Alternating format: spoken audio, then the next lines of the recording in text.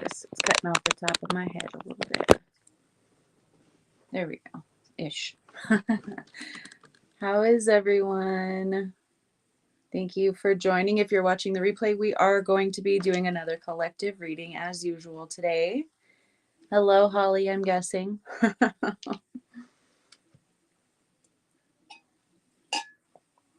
And it is. Hi, Holly. How are you, darling?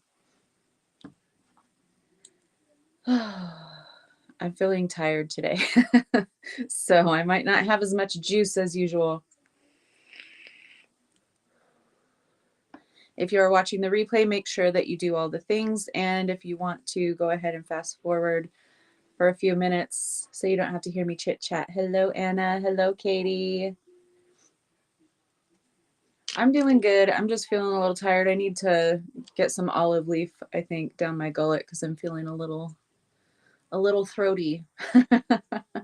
You know, sensitive to how my body feels, and it's feeling a little not normal. So I'm going to start olive leaf so that I don't get any kind of cold or whatever might be going around right now. How's everybody else doing? Oh. Okay. And get my stuff together. And I wasn't paying attention when I was pulling cards either, so I don't know what's in store for us. I guess we're going to find out together because I really was not paying attention. So yeah, we can get started, and then whoever comes in a little late can catch up. Okay. So Mercury is in retrograde. Has anyone else noticed? I noticed, like, it was days before, obviously, but yeah, have some Mercury retrograde fashion happening lately. Every store I go to, it seems like the cash registers are having an issue. Good. I'm glad to see you're doing great, Katie. Hi, Helena. How are you, darling? Hi, Nicole. Nice to see you, love. Okay, so Mercury is in retrograde, if y'all haven't noticed, and it's retrograding through Pisces, so there can be extra fogginess, confusion, but also you have access to more clarity, okay, because Mercury retrogrades always go over things that we need to tie up, right? We need to finish out, we need to be able to sort that out and move on. So there's a lot of clarity coming in for everyone, but there's also the mental fog, the just shit going haywire. The stores having issues with their cash registers and whatnot. So typical Mercury retrograde fashion, but you know, just pace yourself because there's going to be bouts of lack of clarity, but also bouts of really crystal clear clarity. So with that being said, let's dive right in. We have bottom of the deck, we have rebirth. The death card is in the reverse. So rebirth, card number 13, the card or the number of the divine feminine. Death card is also scorpionic. It is representative of the Scorpio zodiac sign. So if that resonates in some way, then take that. Hello, Rosalinda. Thank you for joining us. But rebirth into something new, into something that sets you on fire in a good way. This is the Sun card, the happiest card in the deck. So whatever you are experiencing right now, even if it's difficult, ultimately it is leading you to your sun, to your happiness. Hello, Ariana. How are you, gorgeous? And this is a new beginning. The Fool card right behind that. I mean, we couldn't start this reading off any better. We have rebirth leading to ultimate happiness, wish fulfillment, the happiest card in the deck, and the Fool card. This is taking that leap of faith, even though you might not be clear on all the circumstances or even the direction at first, right? It's just trusting and falling into whatever guidance your guides are giving you to lead you into your sun, your happiness. We have the Queen of Wands, more divine feminine energy, with that death card being card number 13. And now we've got the Queen of Wands. This is tapping into your creativity, tapping into your sensuality, because sensuality is the source of our creation. It's in the sacral chakra, right along with our source of creation. So be open to creating whatever ideas are coming to you right now. Start expanding on those. It's not always understood that during a Mercury retrograde, you should start anything new. A lot of people just decide to kind of hold off until retrograde is over, which, no judgment. Go ahead and do that if you feel guided to do so, but don't be afraid of starting things that are brand new during a Mercury retrograde, because this could be old seeds that you planted as far as ideas or energies that you've done in the past. And this is your surge of energy to actually put that into tangible reality. So don't be afraid to start something new under a Mercury retrograde. Just go forward into it knowing that there might be some things that you might need to revise, some things that you might need to tweak after Mercury goes direct. But do not be afraid to start something new during a Mercury retrograde, especially if you've had ideas or visions, or that energy has been around before in the past as far as opportunities, or anything that you started yours before Mercury retrograde kicked in. That's perfect, Katie. Mercury retrograde might then bring you realizations about certain aspects of your project that may need a little bit of tweaking to get it to really gain that momentum. So that's absolutely perfect. So be aware that things might be highlighted for you to kind of fix or tweak right now, since you did start that before Mercury retrograde, because it's highlighting things that are not working or things that need to be revised. So that's perfectly aligned with the message today, Katie. I love that. So don't be afraid to. Oh, hi, Sherry's. Does anyone else randomly feel awkward in their body? Sometimes I have moments like this and then it goes away after a few minutes or hours. Yeah, I feel alien to my body at times too, Ariana. It's probably has a lot to do with neurodivergence, but yes, you are not alone, my dear.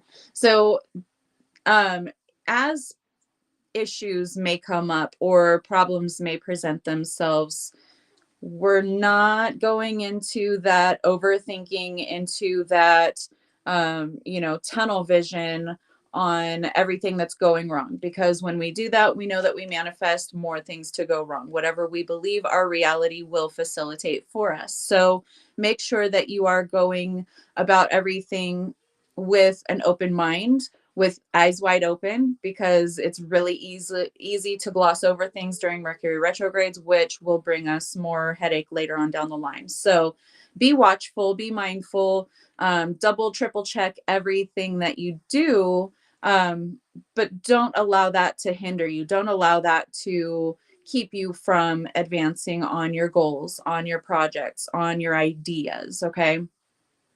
We have Omo on the bottom of the deck with family, and this reflection, the mirror is cracked. It's the reflection of uh, the toxic family dynamic. Basically, it's shattering that image or shattering that energy of toxicity. This could even be what people call family curses, genetic lineage, things, patterns that end up surfacing in a bloodline throughout each ancestor passed down, right? These are just patterns, and we know that a lot of us are here to break those patterns. A lot of us are here to say, this pattern, XYZ pattern, ends with me. I see it, I recognize it, I'm choosing different, and I'm aligning my actions with something more healthy.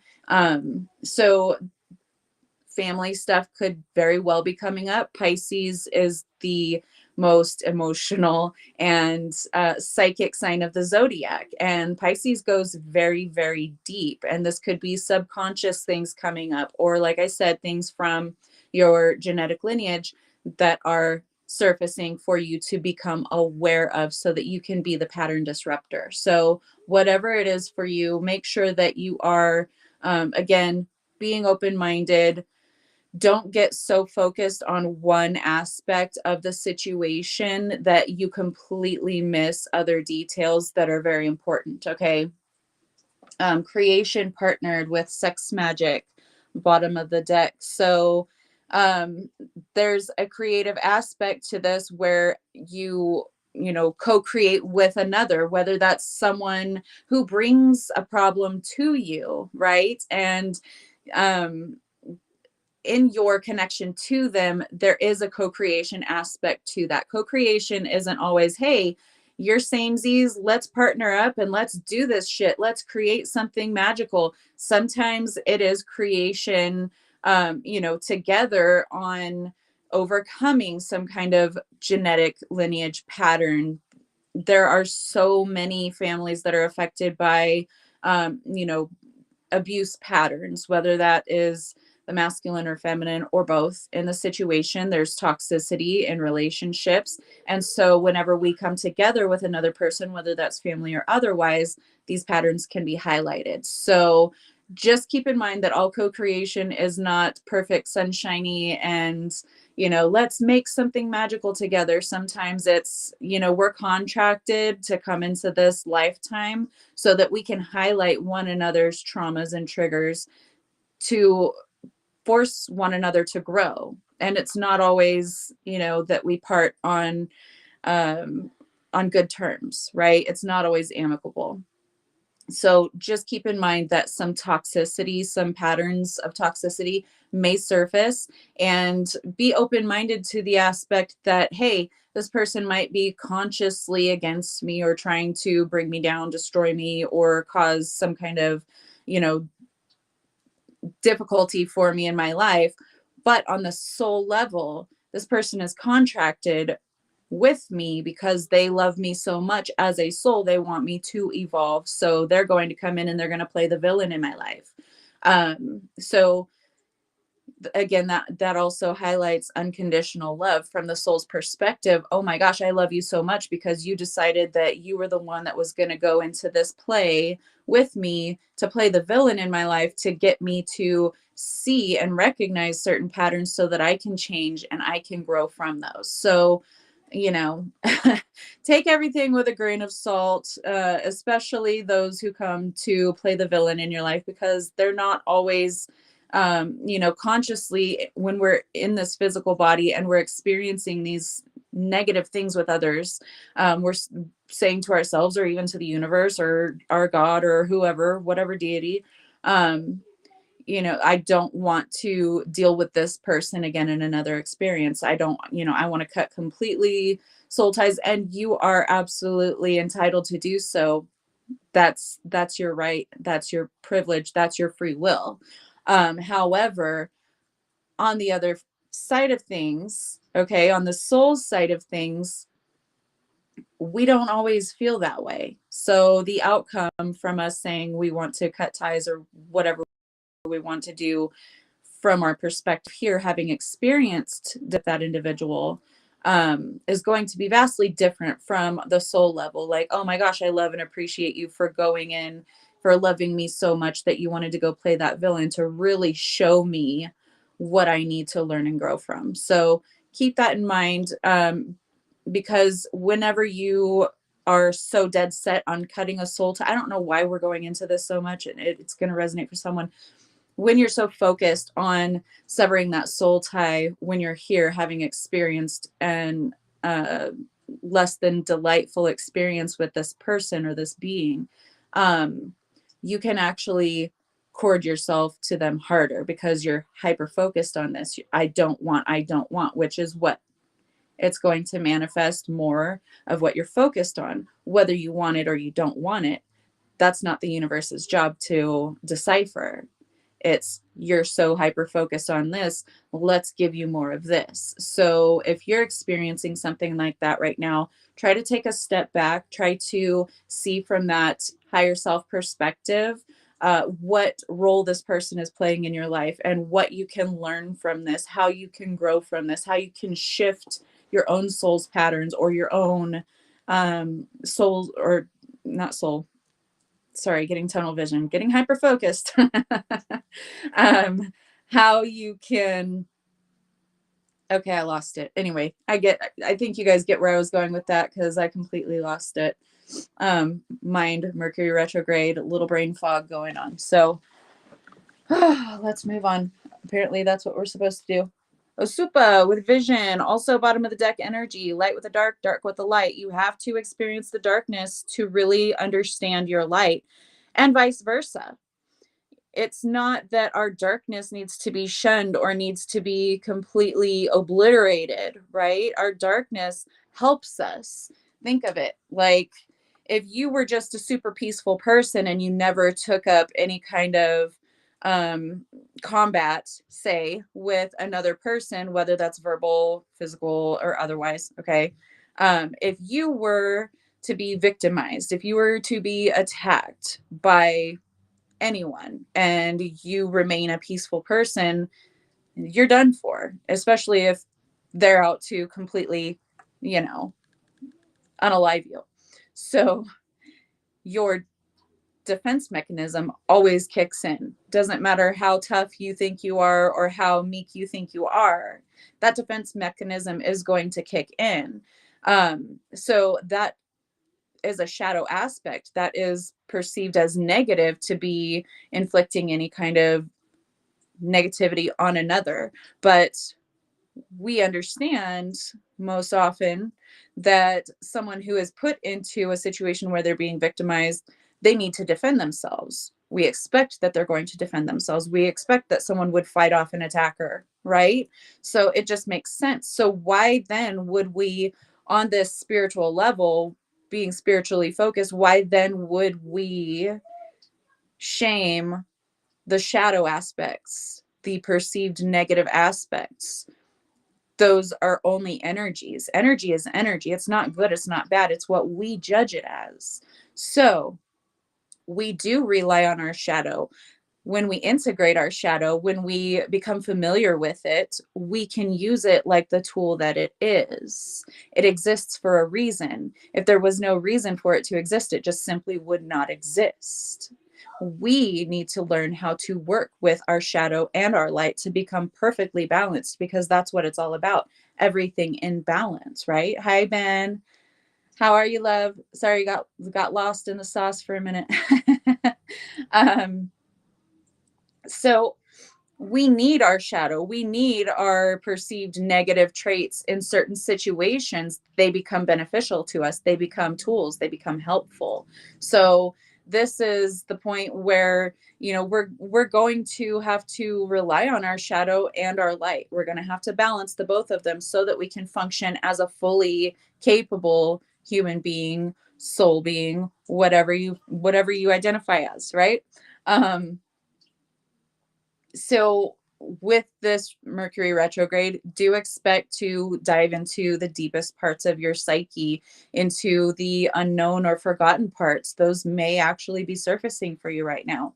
Okay. Or in the very, hello, Suzanne, in the very near future. So we have Yewa with guidance.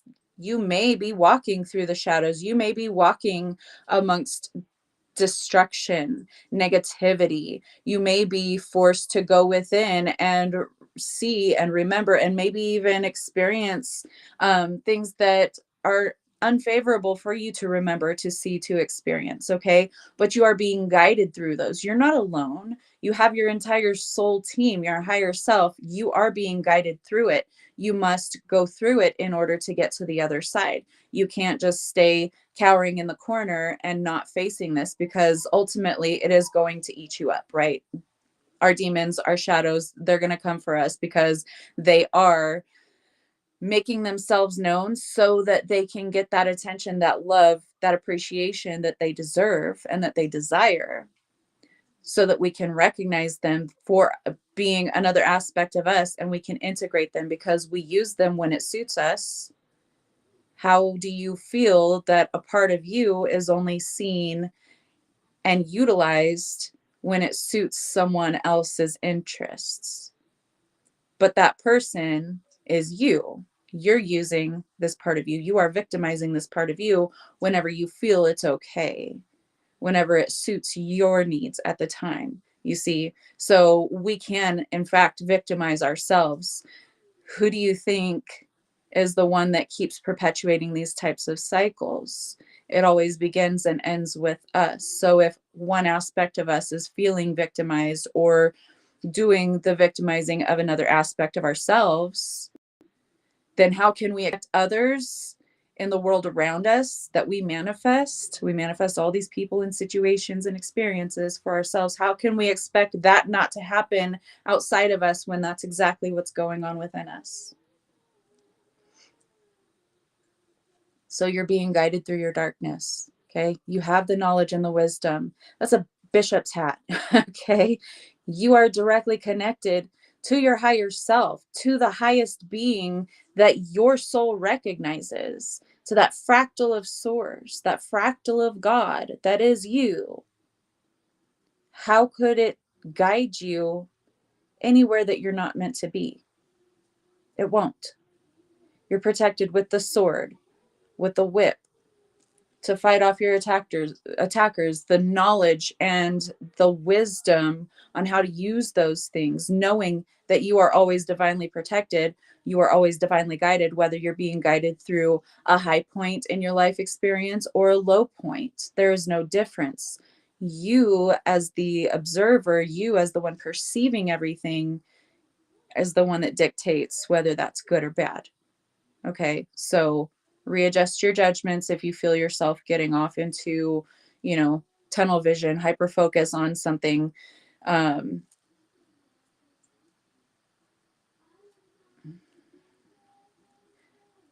I'm getting the sense of someone that is like perpetuating this self torture, this constantly focusing on, or your thoughts going to something difficult, something traumatic, or just self loathing. Okay. Snap yourself out of it. You're the only one that can get yourself out of that. You're the only one that can change your thoughts, that can redirect your attention elsewhere.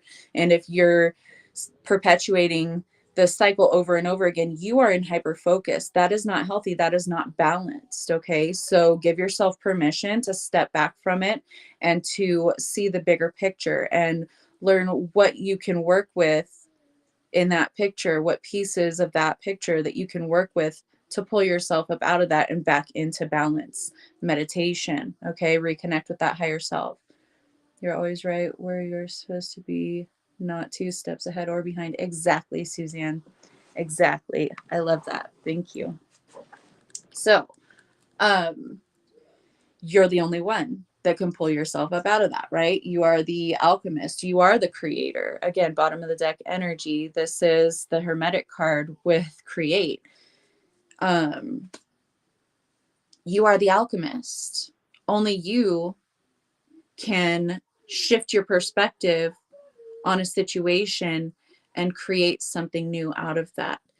Any given situation, you can always create something new to get yourself up out of that situation if it's an unwanted experience and into something that you do want to experience. But it's not all sunshine and roses, you guys. We're not meant to come into this life and only experience, the best of the best and the most, comfortable circumstances. It's just not going to be that way. This is Earth school. This is the ghetto of the solar system. Okay. We live on a very beautiful planet, but it's the people that make it ghetto. Okay. So we have we're learning in the school of hard knocks. This is the third density. This is like as dense as it gets, but being able to see, in pop-up shapes because it's the third density. We're not two-dimensional. Thank the goddess, right? So what our ability is here, everyone has the ability to create, even from the shittiest of circumstances. We have our free will. We have our source of creation, the chakra system. It works as a whole.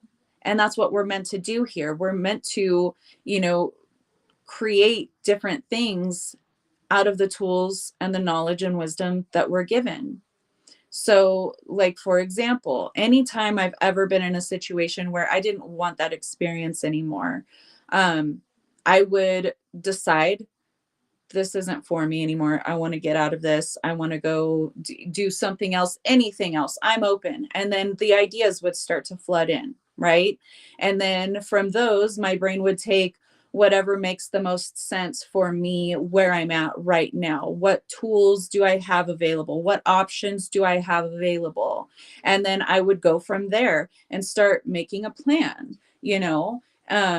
So once you decide what you want to do, that you want to change, regardless of whatever it is. You can have an idea of how you want it to change, or no idea whatsoever. I just don't want to experience this anymore. And that's the point where you become open to new experience. And that's where you can start putting action into motion to start creating a pathway towards your desired experience. There's always going to be a life and issues, and it's how you react to the situation. Yep. Yes, ma'am. So what really gets under my skin, because I've been in this situation. Hi, Lisa. Because I've been in this kind of situation multiple times in my life, okay, where I was victimized, where I was, literally held captive. My own mother literally held me captive. I was not allowed to even leave the house. I was not allowed to speak to anyone, to send a request for help to anyone, not even my grandparents at that point, okay? And I decided I don't want to fucking do this anymore. I decided it, period. And right whenever I decided that, that's whenever my mother and her husband forgot to take the phone cord out of the wall whenever we didn't have a lot of cell phones going on. And we had landlines only, right? They happened for the first time in about 6 months to forget to take the phone cord with them when they left the house. So what I do, I plugged it in and I called my friend and I was like, hey, I need to get out of here. This is what's been happening. Let's make this happen. And she and other friends set a date and a time to come and pick me up in the middle of the night. And I left and I did not go back to that situation ever again. It shifted so much just by my deciding and taking action when I had opportunity for it to morph and change into something where I was able to go live with my stepmother and her new family. And my circumstances, my living circumstances were much better from that point on. Not the best, but they were better than what I was in, right? And so then I built from there. Thank you, Ariana. So it takes making that decision and aligning your actions, your thoughts with opportunity, and seizing that opportunity when it comes along. Okay. Um, like my shortcut, learn everything we can in a short period of time, then leave, graduate most of times, depending on the energy we have left behind. Yes, ma'am. I love you too, Sharisa. Um, so, um, it takes making that decision and aligning yourself, your thoughts, and your actions with that decision, being open to seeing new opportunities where there was none. Okay. So follow your bliss.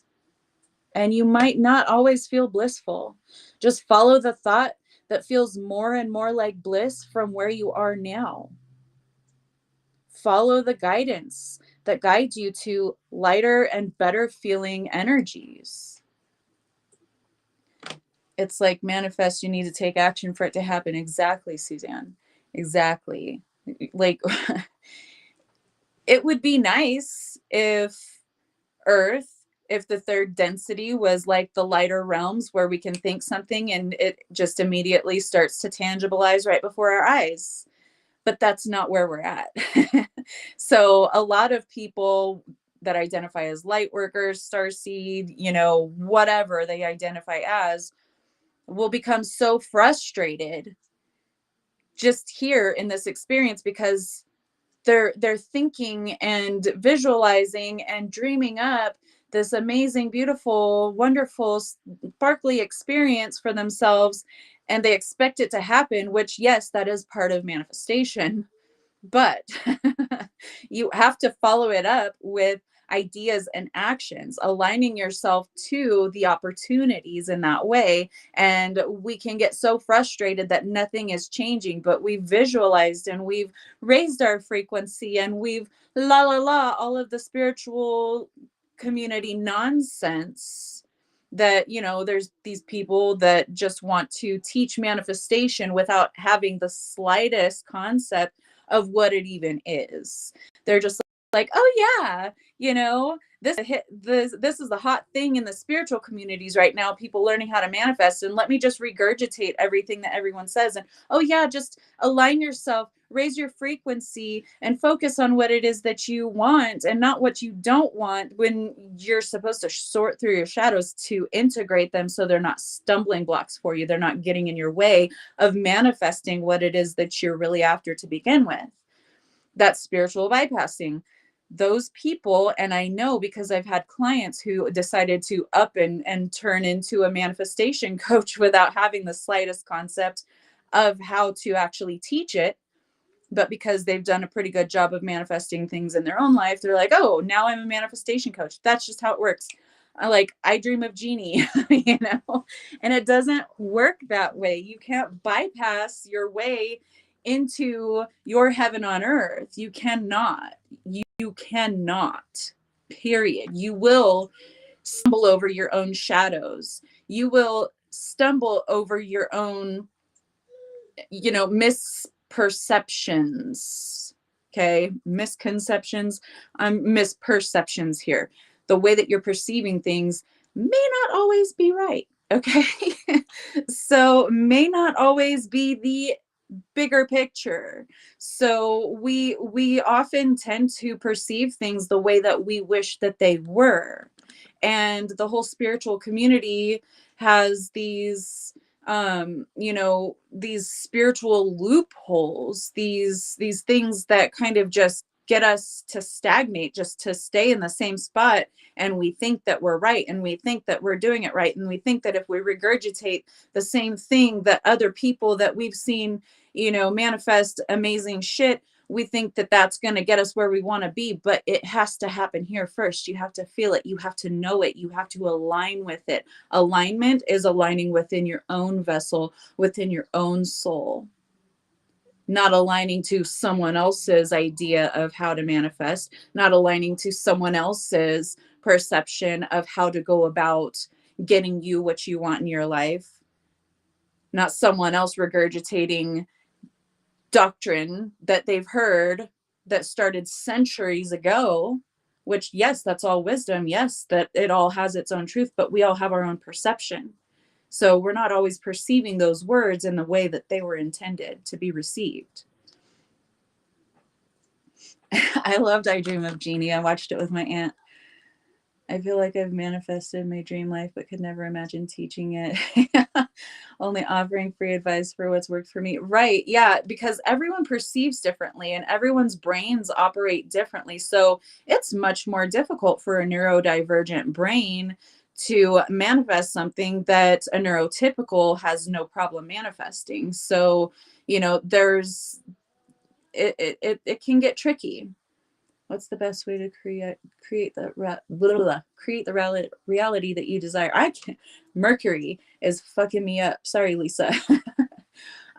It's to align to your soul and what you truly want and your decisions and your belief that when I decide that I want to do something or be something or create something, that I can, because you can say, oh, I want this luxurious lifestyle, I want, XYZ so fucking bad, and I can feel myself in it, I can visualize myself being in it.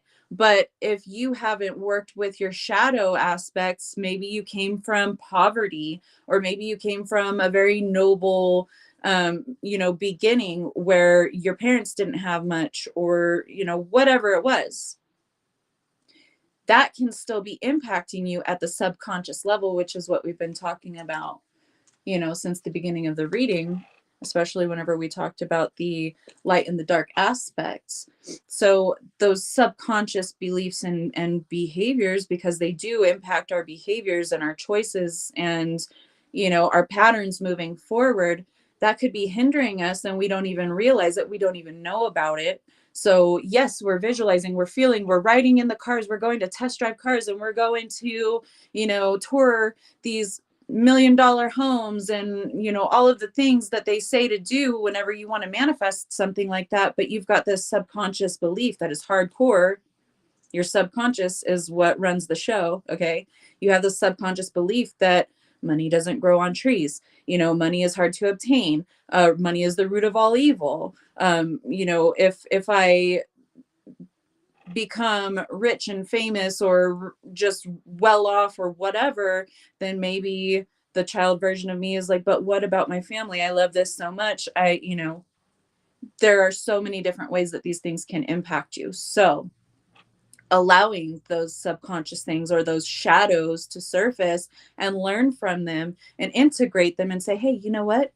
We can still love our family. We can still love our roots, our beginnings, but we can still succeed. We can still create this luxurious lifestyle for ourselves, because that's what our family would be proud of. They're not only going to be proud of us for that, but that's one thing that they can be proud of, that I took these humble beginnings and I turned them into an empire. So it's working with the shadow and the subconscious, that you really, need to do, because otherwise you're just going to be stagnating, going around and around in circles.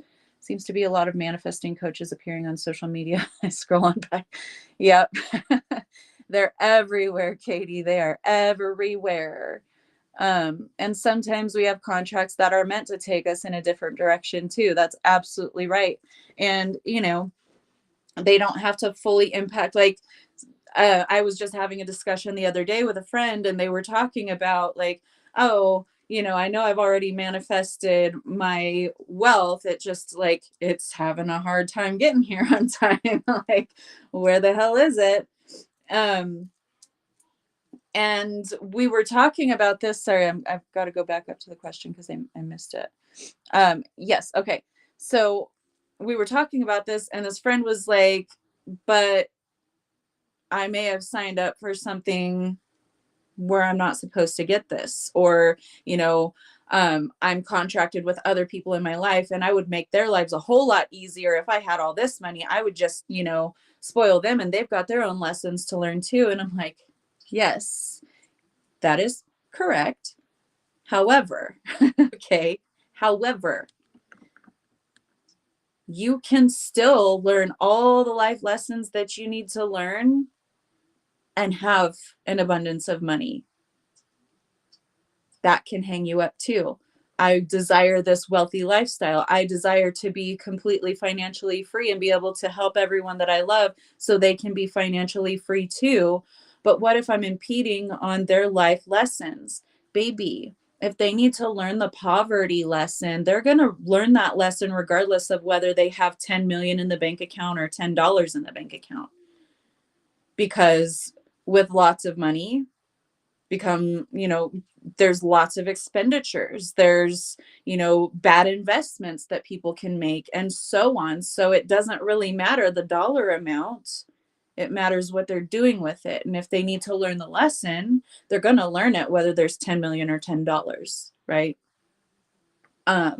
So thank you for bringing that up. I love that you brought that up, Ariana, because I wouldn't have thought to bring it up, even though it just happened the other day.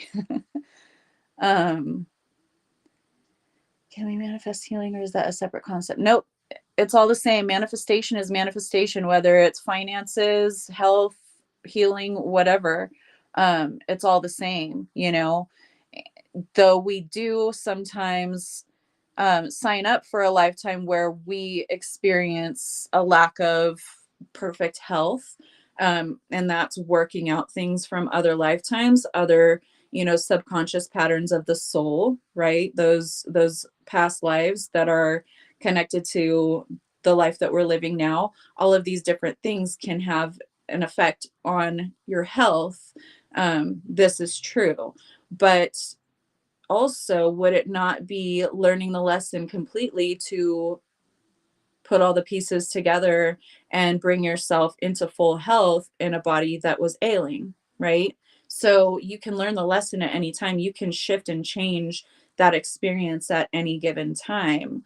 Um, it's not always hinged directly upon, oh, you have to be in poverty this whole life, or you have to be in ill health this whole life. There is no ifs, ands, or buts about it. No, you're given free will. You're given all of the tools and the knowledge and wisdom that you need. It's just about uncovering that. It may be in the deep recesses of your mind or in your soul, which is where the quantum hypnosis is really helpful in that aspect. Um, but yeah, we're here to learn life lessons. We're not here to experience a set of circumstances that is set in stone that we cannot alter whatsoever. We're given free will for a reason. So, you know, it's just, this is about bringing these things up to shift your perspective, to shift the way that you are perceiving certain things, so that perhaps that uncovers a shadow during this Mercury retrograde. I'm just trying to throw some things at you guys to get you out of that box of thinking, right? To expand your perspective, to expand your awareness and understanding. And if it doesn't resonate, don't take it, right?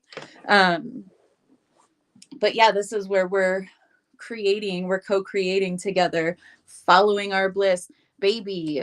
Okay, sometimes your bliss is just resting and focusing on what you need to heal, focusing on the set of circumstances that are in front of you, shutting off everything else. Because I know a lot of us can go into worry and anxiety and overthinking about every possibility, and multiple possibilities to each possibility, and it just grows and grows, right? Especially neurodivergence, okay?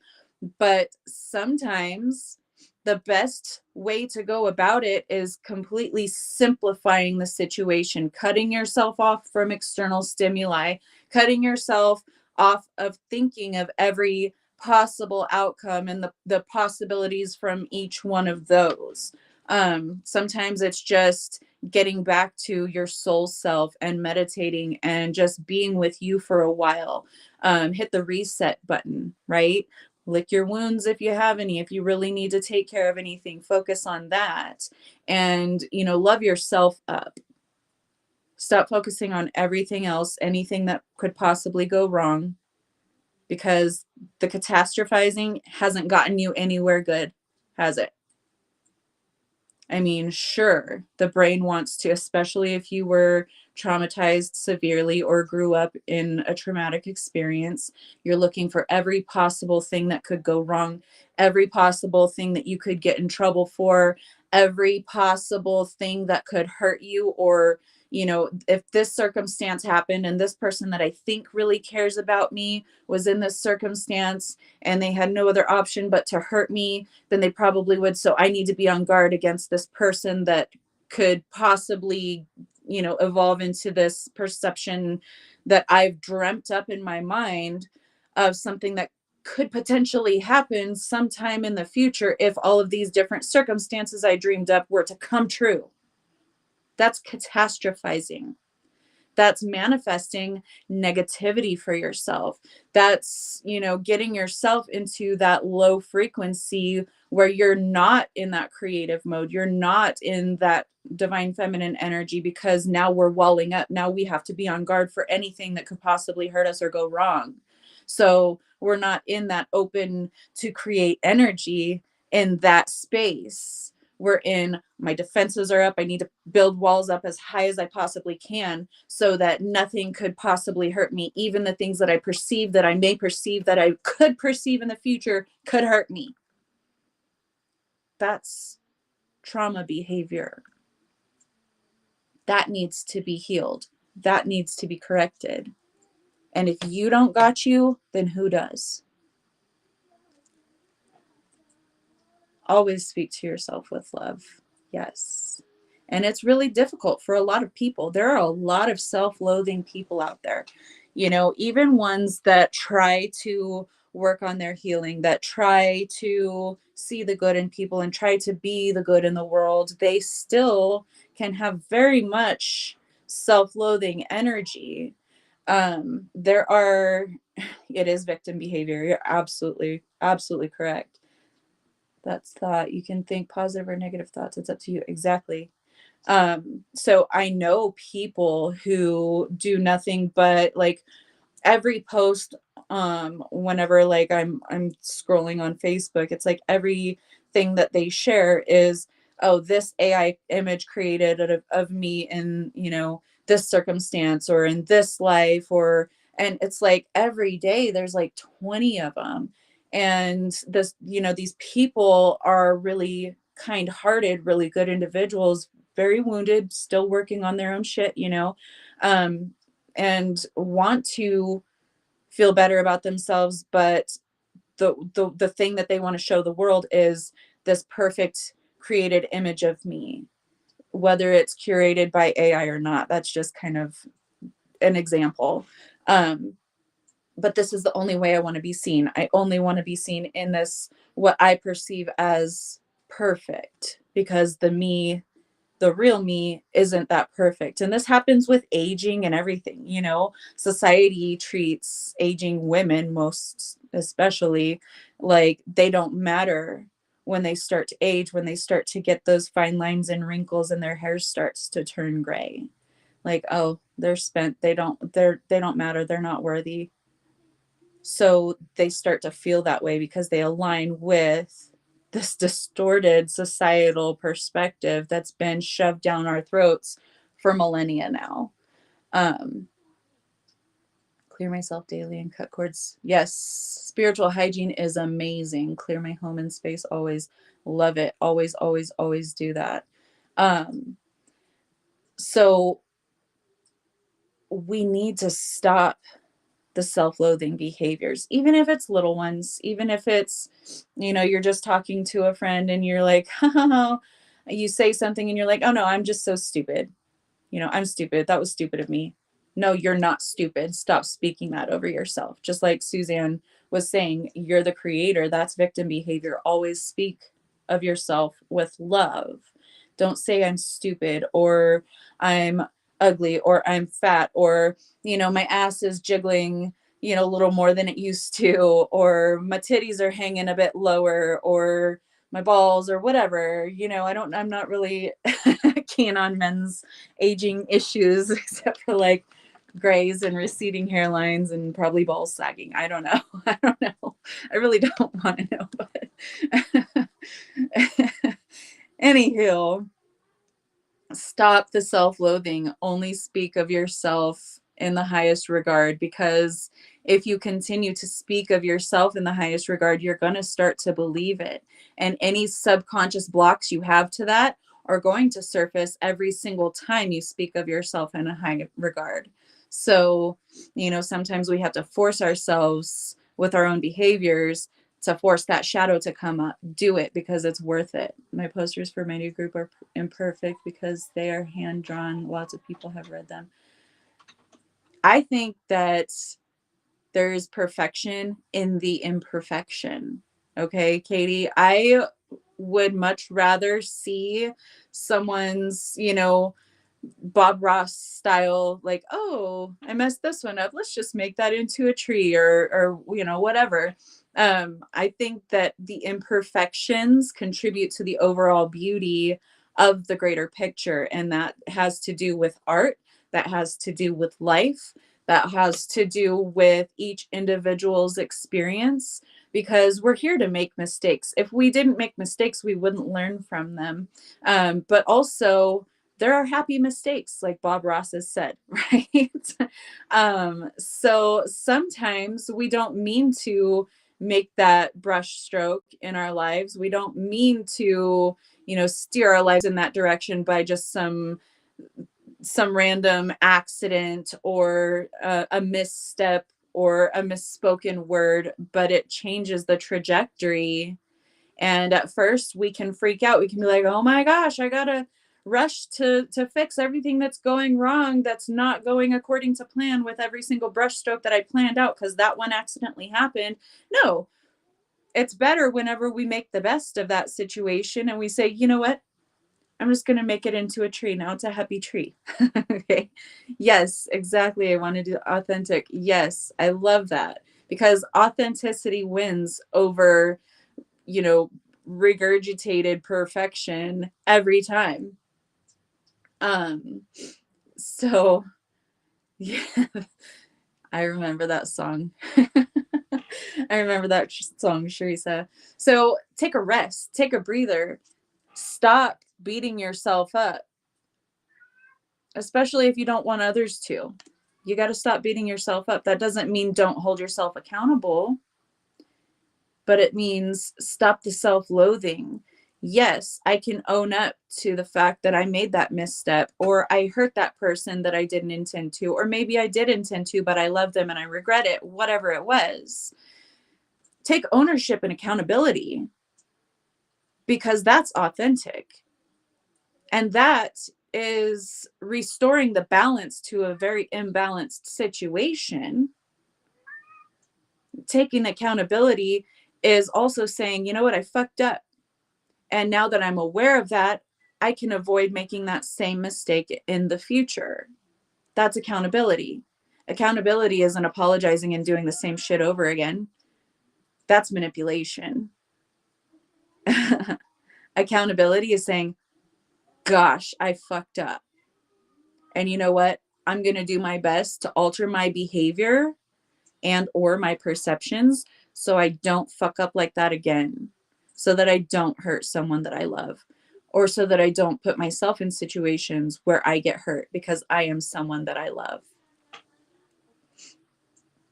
I'm making art right now. I believe that my paintings are magical portals channeled from the divine. That's why I create so much sacred geometry art. Yes, Lisa, I love it. And it's so true. I love your art too. It's gorgeous. So take a rest, take a breather, okay? Inaction, Ace of Wands. Don't take that action right now. Observe, absorb. Don't just make a step to make a step, because that's where mistakes can happen. Sit back, reassess, observe, and absorb what is going on so that you can make the best decision moving forward, especially when we're in Mercury retrograde. Okay? This is especially the time to really observe what's going on and gain that clarity before we take action. So take a step back, reassess, observe, and absorb what's truly happening, every aspect of it, because it's Pisces, baby. It's the deep dive. It's being present in the deepest recesses and really just kind of allowing yourself to ruminate and absorb everything about that situation or that set of experiences or circumstances. Okay. And then pondering the best way to move forward. When we're in that pondering state, we're in that divine feminine energy. We're open to receiving true guidance, not our ego trying to keep us safe and avoid making mistakes and making knee-jerk reactions happen, right? It's hushing the ego, okay?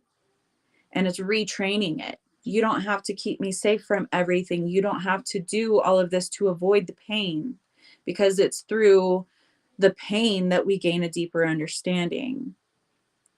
Only then, once we really deeply understand our pain and our shadows, can we make a more informed decision to move up and out of that. So really, sit with yourself, see all the beauty, even in the darkest of circumstances. See the overall beauty, the overall organization within the chaos, because chaos doesn't just happen. Chaos happens to shake shit up because the pieces are in the wrong spots. So we have to shake this shit up to get it out of its sedentary state so that we can move the pieces around to fit the picture of what we are creating, what we truly want to create, not just what happens as a byproduct of everything that we've experienced and suppressed. It's seeing the true beauty and the magic within the chaos. And there's plenty of chaos to go around right now globally, right? Balance that shit. It's only in the times of chaos where you truly learn how to balance. Because if you're given perfect circumstances all the time and you're given these perfect stones to balance on the same spots on each side, it would be pretty fucking boring. It would not be a beautiful picture. It would just be, just like the AI created images where everything is proportionate and everything has a certain flow and everything, is artificial. We're human. We're here to make mistakes. We're here to create beauty from the mistakes. Even if you feel like your entire life has been a mistake, look back on it, reflect on it.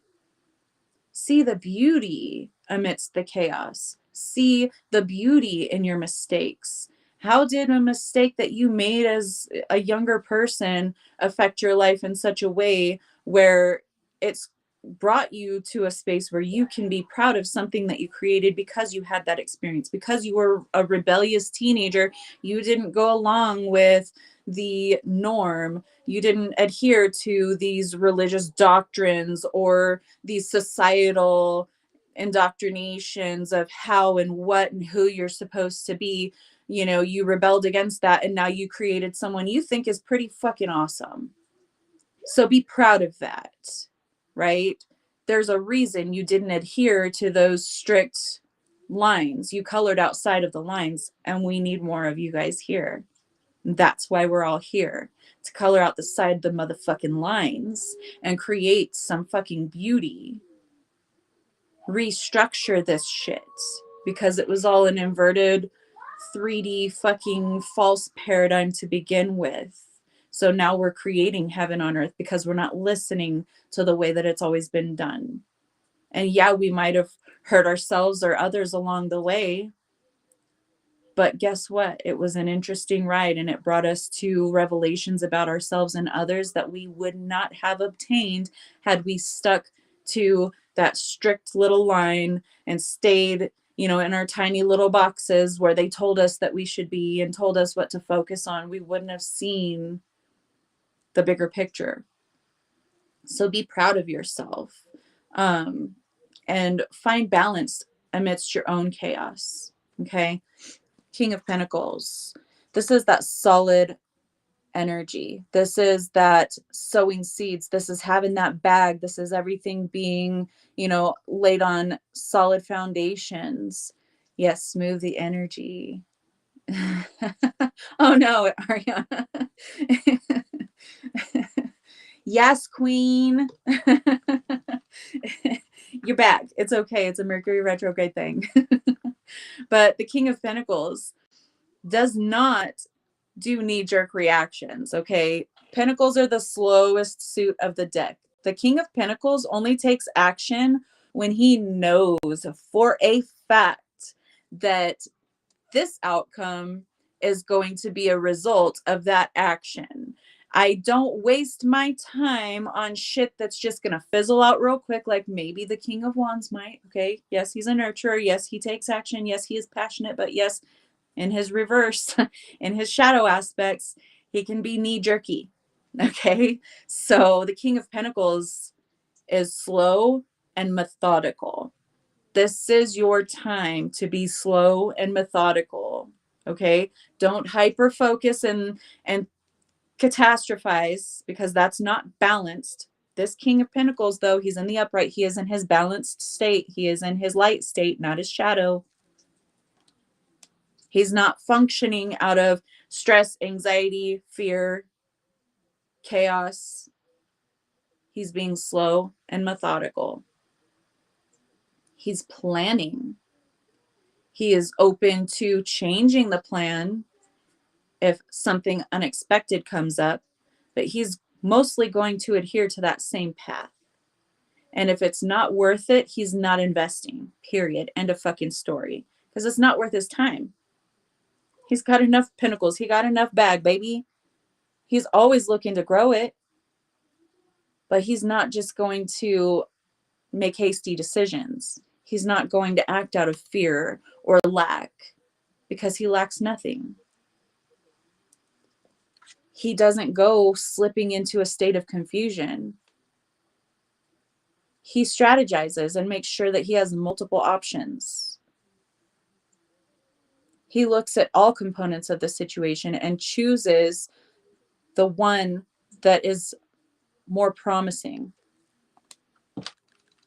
that's going to have the most likely positive outcome for him, for whatever circumstances he's focused on. Be the blueprint. Don't be the reactor. Be the blueprint. And there's that unconditional love we talked about earlier, having unconditional love for yourself and others. Knowing that, yes, certain people may come into your life that trigger you or traumatize you in the deepest of ways. But on the soul level, they may be one of your best friends. They may be one of your closest soul tribe members on the other side of things, because they loved you so much. They said, you know what? I will play the bad guy if this will bring you to this realization that you need to meet so that you can create this abundant life that you intend to create there, so that you can heal an entire lineage of dis-ease and imbalance because you needed this interaction to wake you up. So on that level, have that unconditional love, have that reverence and respect, even for those who traumatize and trigger you the deepest, because they're all serving you a positive purpose. It's not about what happens to you, what they did to you. It's about what you do with it. It's about what you create from even the most shit circumstances. Hi, Steph. That's unconditional love. And loving yourself enough, unconditionally enough, that no matter what judgments you have on mistakes you made in the past, that you love and care of yourself enough to make better decisions for yourself.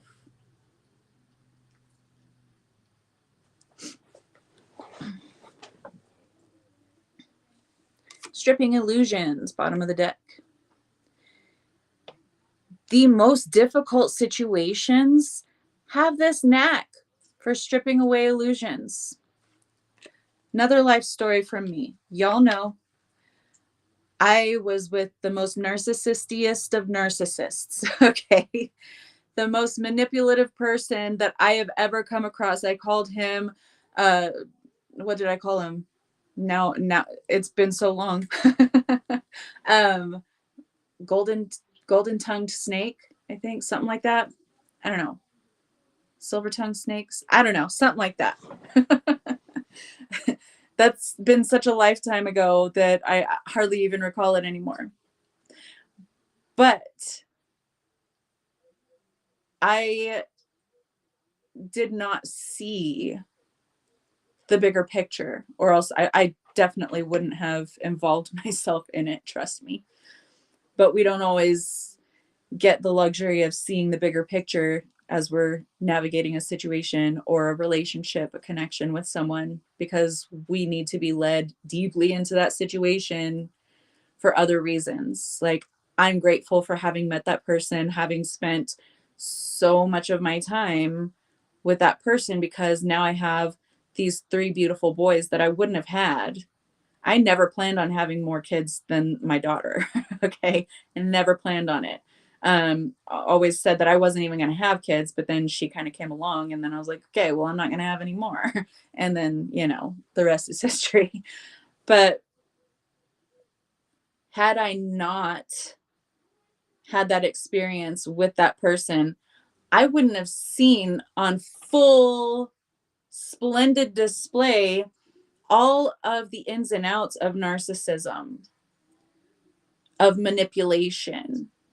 And I would have never detected that even my most treasured and beloved family members, friends, people that I cherished were exactly running that exact program on the down low. They're called covert narcissists. You can Google it. Manipulation, not always from a place of malice, from a place of survival, more often than not. And with my experience, I can more deeply understand those people and their motivation for manipulation, where that stemmed from, what pattern, genetic patterns, lifelong patterns that they're playing out. So I have a deep understanding of everything about that. But I also do not engage with that anymore. I have love for them. I have reverence for them. I have appreciation for them and the roles that they served in my life. But I do not engage with that anymore. I love myself too much and my children too much to put us in a situation where we're constantly exposed to that manipulation or abuse. So sometimes we have to go through the most difficult circumstances to gain a deeper understanding, to really learn lessons so we can apply it to other circumstances and other people in our lives. So having the appreciation for every experience, no matter how dark, is going to help us ultimately. It's not hindering us. It may hinder us for a little bit while we're going through it and while we're, dissecting the lesson. But these situations strip away illusion. They may bring a whole host of illusion, but ultimately, in the end, it strips away the illusion because we live the experience. We see things. We can spot the red flags now because now we're kind of on the defensive, where we have to be on alert because that's how we were trained. Our ego is helping us with that, but we have to pace ourselves. We have to balance that ego with the spiritual mind, with the lessons learned. Sans illusion, okay? Stripped illusion. Intuition, bottom of the deck. Gut feeling and inner voice. She's coming back to her center. She's not focused on being told by another person whether they're psychically gifted or not. She's not focused on being told what she wants to hear or being told what's supposed to happen. She's getting back in touch with her inner light, with her inner truth. She's integrated her shadows. She's listening. She's open to receiving because she's in her divine feminine energy. So she is open to hearing whatever guidance that she needs to hear. And how does she do that? By way of her intuition. Your intuition is your imagination. And that's why the controllers and society and everyone talks about intuition as if it's just something made up. It's imaginary. Your imagination is a tool. Okay. Yes, you can imagine things that are not true or are not likely to happen or whatever. You can get off in the delusional side of things with it, but your imagination is your portal to creation. It is your connection to the God source part of yourself. So in tuition, you pay tuition to learn, right? Inner tuition. That's where you can discover all the secrets of the universe by going within. That's why they say As within, so without, as above, so below. Everything is within you, and everything external to you is created first within. Devotion right behind that. Sacred worship. This isn't worshiping some almighty deity outside of yourself. This is worshiping yourself and all of the beauty external to you. Look at Gaia. Look at her majesty. Look at her beauty. Look at her creatures. Look at everything that thrives and lives on and within her. Devotion to yourself. Worship of who you truly are and that source part of yourself, and making every step a living prayer. You're not meant to worship and devote yourself to some external God or some external deity or some external version of what you want to experience, because, let's face it, people worship money, and that's where the root of all evil thing, really pronounces itself. It's about devoting yourself to the God part of yourself and recognizing it externally in every person, situation, creature, every picturesque landscape, every beauty. Because when you recognize the beauty where it's at, you're opening yourself up to creating more external beauty to appreciate. Just as if you're focused on, that self-loathing, you're going to externalize that. You're going to start manifesting more experiences where it gives you a reason to self-loathe, or it gives you a reason to hate everyone and everything outside of yourself. So which side of the coin are you going to be on? Right in the middle. Best answer, right in the middle. Everything in balance, okay? Because yes, even the self-loathing can be a positive aspect. It can be a useful energy for you to use because it keeps your ass in check. Because getting too far off into the I'm super incredible, awesome, I'm the best that there's ever been, that can lead us into trouble too, right? Both can be true at the same time.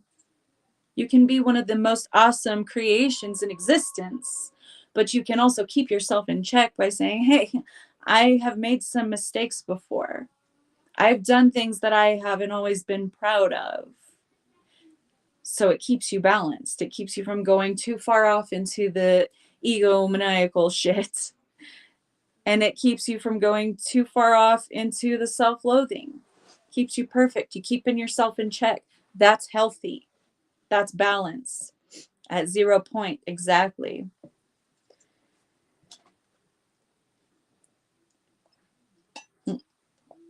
That's true, Teresa. And I know that it's not the grandmother that we share because that would never slip from her lips. Sharisa is my cousin. Sherry Daniels. She's my cousin, you guys, if you didn't pick up on that already.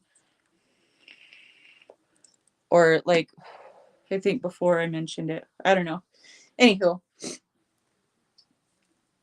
we don't want to get too far off in either direction. We want to stay at 0 point. We want to stay open. 0, right? That's God source energy. That's the omega. That's alpha omega. That is the totality of everything. That's you, me, us, we, I. I am you. You are me. We're all different versions of each other. We're playing out different roles of the same God source frequency. So to love oneself unconditionally, because it starts within, it starts right here, allows us to love others unconditionally as well. Death card showing up. Endings. Lots of endings coming up. Lots of endings everywhere you look. And some of them are masked in things that have happened time and time and time again, whether that's collectively for, the entire globe, or whether that's individually for our own experience, because we repeat circumstances, we repeat experiences, we repeat behaviors. We're creatures of habit. We repeat patterns unless we recognize, hey, that pattern isn't serving me. That's not, that's hurting people I love, or that's hurting me. So I should probably change that. Now my cat's clawing and crying to get in. Uno momento, por favor. Come on, bitch. Little brat cat. Okay. So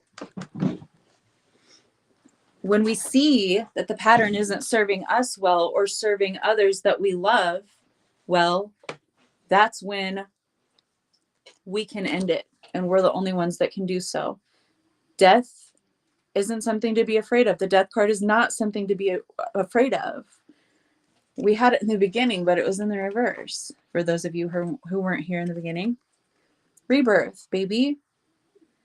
Death is part of a cycle. After death, there's always rebirth.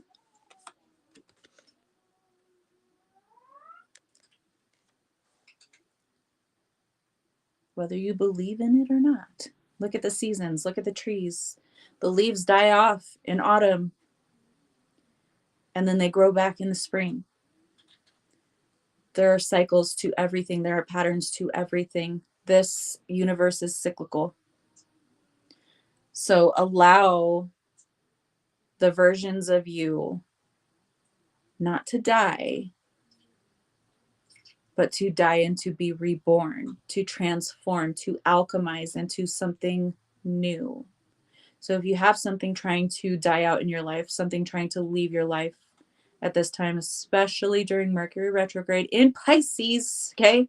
Deepest depths, subconscious, all of that shit that's been buried at the bottom, that's been just hanging out in the murky waters below, it's time for it to come up. It's time to shed some light on this bitch so we can stop being hindered by our past, by our patterns, that whether we're aware of them or not, okay? And create new. We're cleaning out the waters. When you clean out a fish tank, you don't just like clean out the surface of the water. You don't just suction, halfway down the tank and then just not touch the bottom. The bottom is what catches all the shit, the poop, the food, the nasty shit, the algae, the bacteria. It's all in the bottom. When you clean a fish tank out, you get that suction hose, like if you can, if it's big enough, or you just pour it all out, rinse out the rocks and pour it out and rinse them again and scrub and, but with a little suction hose, you suck up the rocks, you get all the junk from them, you empty out water, you put fresh water in, you do it again, you empty that out. It's a process. And you get to the nitty-gritty bottom of things. So this Mercury retrograde is helping you get to the nitty-gritty bottom and clean out all of that algae, all of that stank, all of that shit, and purify it. You clean it so that it can breathe new life again, so that it can sustain and nourish the life that's within.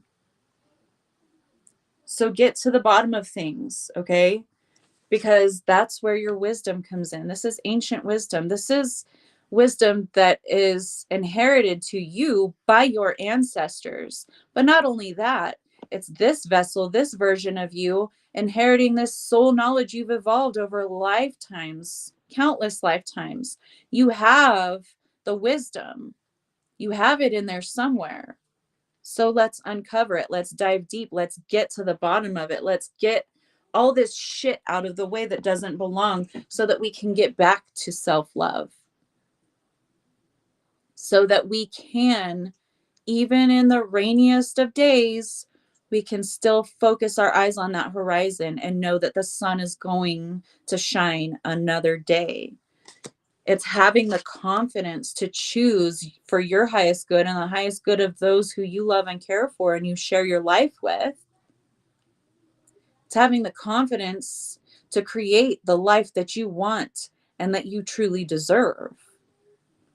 Even if that's not being wealthy and, having all of the luxury that comes along with that. Even if it is just, you know what? I want to be able to wake up every day and be happy that I woke up and not being angry or sad or frustrated or like, oh, just another day. It's having the confidence to stand in the energy of who you truly are at the soul level and projecting that out instead of projecting your fears, your um, perceived shortcomings, your shadow aspects, your own demons, whatever. It's stepping into your true abundance. And abundance looks different for everyone. Some of us, it's financial abundance and being financially free. Or for some of us, it is, having freedom within relationships to surround ourselves with people that aren't going to side eye us for something that we believe. Show me the money. Everyone deserves financial freedom, baby. You can learn them lessons with a high bank account too. Okay.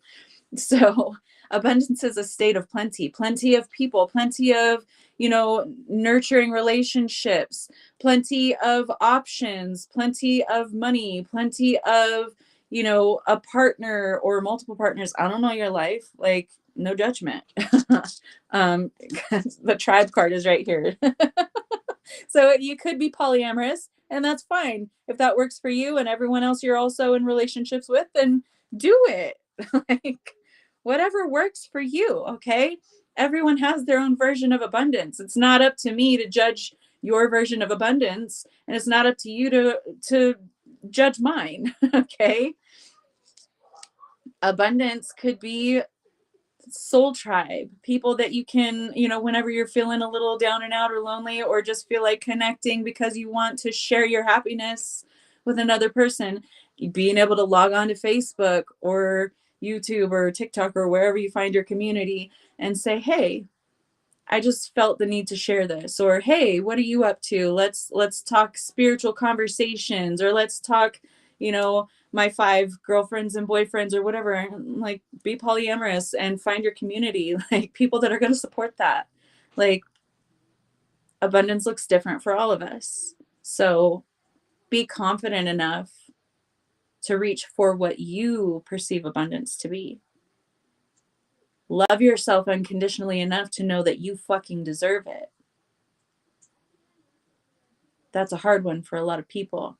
Love yourself so unconditionally that you believe in every fiber of your fucking being that you deserve that abundant lifestyle that you have idealized, have created. Because if you can perceive it, if you've been given the vision for it, it's meant for you. No ifs, ands, or buts about it. If you can perceive it, it is yours. You just have to align yourself to it by getting rid of all of the junk and the shit and the algae and whatever is catching them lower frequencies that you don't deserve to hold and carry anymore. Get that shit out. Clean out your fish tank. Okay?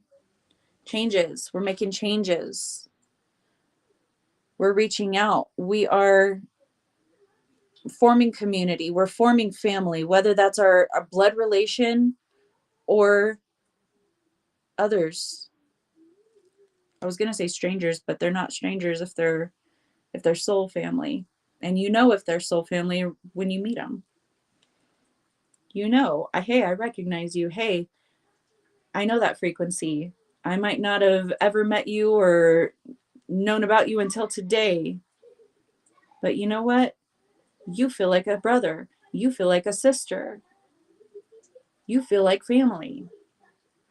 And those connections are usually the ones that last the longest. Just saying. But sometimes they don't. Sometimes you're like, I know why I haven't seen or spoken to you in the last 10,567 years, because you're a fucking asshole. Like, and that's the lesson. Maybe you needed to learn at that time. Like, not everyone that you feel that that cord is plucked when you meet them. Not every single one of them is a gem. Some of them are just here to remind you of why you decided to cut ties millennia ago. So pay attention. Pay attention to your interactions, to the way that they make you feel. So do I have a little bit of hesitation with this one? Or do I feel like, come on in, let's connect, let's share, let's get this together? Just pay attention. And if you don't, you'll still learn and you'll still be reminded, and then you'll move on, because it's all about experience. It's all about interaction. It's all about sharing, whether that's sharing positivity or negativity. It happens, you're going to be the villain in someone's life, but you're also going to be a savior or a victor in some way. So don't be afraid to play the role that you're needed to play for that specific experience. If there are butterflies in the tummy, there's a karma tie. Yes, ma'am. Yes, ma'am. Thank you for saying that. If you are feeling that butterfly feeling, or you're feeling like super jazzed up and like, I need to be spontaneous and knee jerk react to this shit, that is a big fat red flag that says this is karmic. Because on the flip side, if it's actually something that's going to be mutually beneficial and, mostly pleasant, it's going to feel a lot more like balance. It's going to feel a lot more like, oh, hey, what's up? Haven't seen you in the last 20,000 years, but it's nice to see you, even if it's just for 5 minutes. But every single interaction will teach you. You'll learn from it. Okay? It's all about learning the lessons, and life is teaching, baby. Life is doling out lessons as we speak, for us individually and for the collective. So it's best not to fucking fight it. Okay? Don't fight it. Don't fight against, because whatever you're fighting against is going to persist, right? Whatever you resist persists.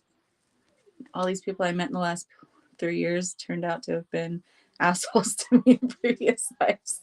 Yes. So therefore you have learned the lesson to be more observant and, take everything with a grain of salt. To be more wise about proceeding, proceed with caution. Not all of them have, and you can't say that. Can't say all of them have. Because I know of you that haven't. So, anywho, it's all about learning lessons, maybe even teaching others, being, playing that role in their life to teach them, whether that makes you the villain or the savior or the victorious one or the supportive role, the nurturer, whatever you play, that's you teaching them teaching you. We learn, we teach from one another, from our interactions. And whenever it is done from a space of unconditional love, from a space of your soul's blueprint, because this is that blueprint card, then it's done in perfection. If you adhere to your soul's blueprint, everything you do is perfect. Maybe perfectly imperfect too. There are no mistakes. I mean, there's mistakes, but it's all organized chaos. That mistake was meant to happen so you could learn that lesson, because obviously you needed to, or you needed to remember, you needed a lesson review. So stop self-loathing, stop being so grief-stricken or regretful, remorseful about missteps or mistakes that you perceive yourself to have made in the past. Okay? Hold yourself accountable. Apologize when necessary, right? Hold yourself accountable. But don't loathe yourself for it. We're all a bunch of toddlers just kind of fumbling through life, learning every time we fall down and scrape our knee. So why judge yourself or anyone else for it?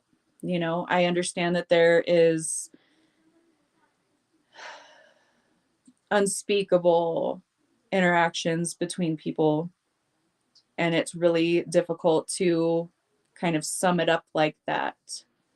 But that's the level of difficulty of the game. that experience needed to either awaken you, awaken the other person, or awake the masses. There's been so many things coming to light about the most atrocious of deeds being played out on innocent people. There's mass unalivings, G-side, being orchestrated on entire civilizations. And it's so difficult to just sum it up like, hey, it's all unconditional love, baby. It's all for the good. I get it. But have these things not played out, it wouldn't have gotten global attention. It wouldn't have gotten mass awakening to, oh my fuck, we have to change this shit, and we have to change it as soon as we possibly fucking can. If these people didn't play these villain roles, we wouldn't say, hey, that institution needs to crumble, that institution needs to fall, that person of power or anyone that comes into that position of power shouldn't be able to operate in that way, shouldn't be able to exert that kind of authority over others. We need to fucking collectively get back to square one and build a better fucking system, because this one is built only for the 1% to prosper, no matter which way you slice it. There are laws protecting pedophiles. There are laws protecting, high criminals, loopholes that they always can buy the best lawyer to find that loophole and get them out scot-free, right? It was set up that way, where the haves have the loopholes and can circumvent any kind of repercussion, but the have-nots are the ones that go through that and display, hey, there's repercussions, there's this, there's that, there's punishment if you do wrong, there's, the justice system. Oh, it's all a fucking screenplay if you haven't caught on by now. It's just to make people believe that there is a justice system that is balanced. Baby, they created it. They're the founders, founding fathers, and they were all white, old, wrinkly men. So, on that note, I'm finished. Hopefully you guys enjoyed it. Hopefully I pissed off a person or two, because that means I'm doing my job. Be abrasive if you need to, right? Speak out on things that people dare not speak of. Highlight the inconsistencies and injustices. Advocate for yourself and others. Exactly, Suzanne. Nasty fuckers.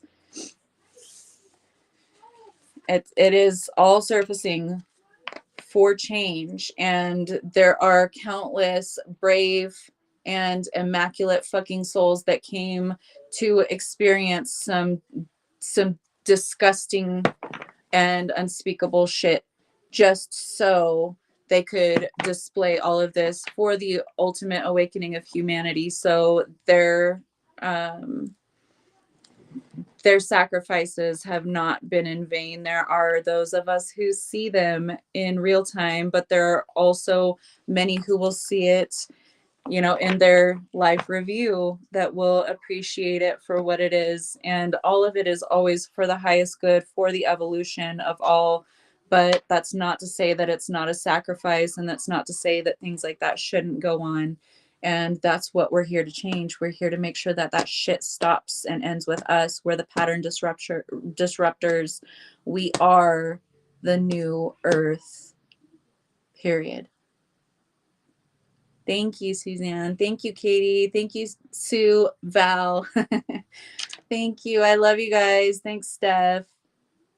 All right, everyone, have a beautiful week. I will see you guys again next Sunday, same time, same place. I love you. Mwah. Take care of yourselves and those that you love, and I will see you guys